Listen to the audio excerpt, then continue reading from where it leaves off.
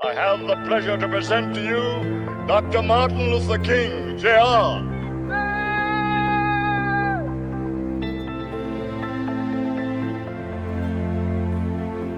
I am happy to join with you today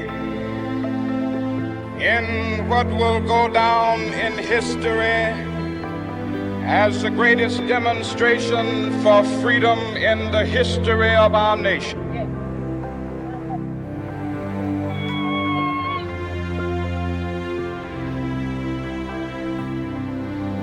Five score years ago,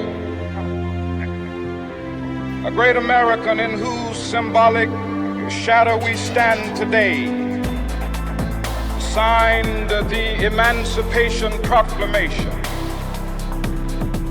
This momentous decree came as a great beacon light of hope to millions of Negro slaves who had been seared in the flames of withering injustice.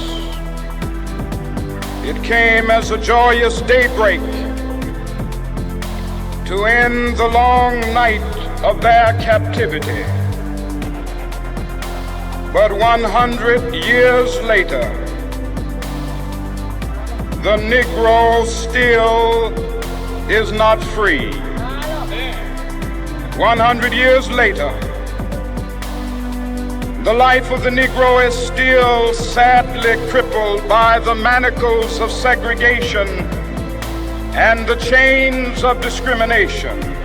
100 years later, the Negro lives on a lonely island of poverty. I have a dream that one day this nation will rise up and live out the true meaning of its creed. We hold these truths to be self-evident, that all men are created equal.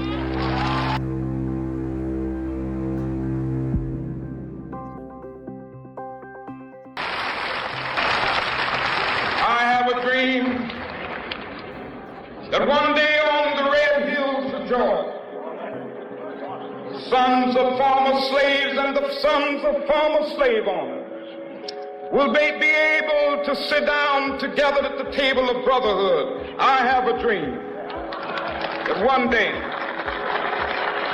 even the state of Mississippi, a state sweltering with the heat of injustice, sweltering with the heat of oppression, will be transformed into an oasis of freedom and justice. I have a dream.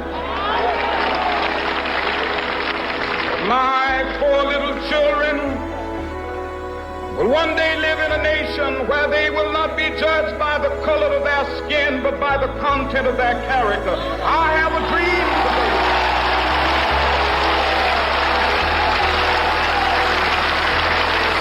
I have a dream that one day down in Alabama with its vicious racists, with its governor having his lips dripping with the words of interposition and nullification. One day right there in Alabama, little black boys and black girls will be able to join hands with little white boys and white girls as sisters and brothers. I have a dream today.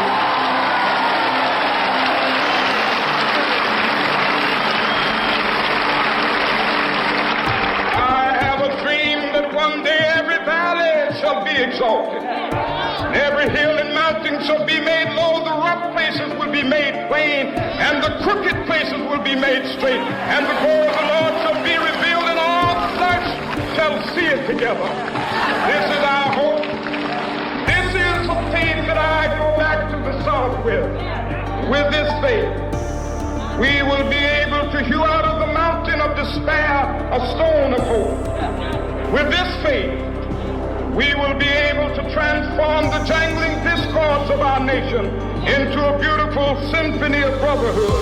With this faith, we will be able to work together, to pray together, to struggle together, to go to jail together, to stand up for freedom together, knowing that we will be free one day. This will be the day. This will be the day when all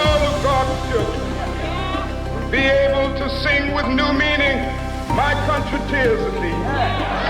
Sweet land of liberty, of thee I sing. Land where my fathers died, land of the pilgrim's pride. From every mountainside, let freedom ring. And if America is to be a great nation, this must become true. So let freedom ring. From the prodigious hilltops of New Hampshire, let freedom ring. From the mighty mountains of New York, let freedom ring. From the heightening Alleghenies of Pennsylvania, let freedom ring. From the snow-capped Rockies of Colorado, let freedom ring. From the curvaceous slopes of California. But not only that, let freedom ring from Stone Mountain of Georgia. Let freedom ring from Lookout Mountain of Tennessee. Let freedom ring from every hill and molehill of Mississippi, from every mountainside. Let freedom ring and we get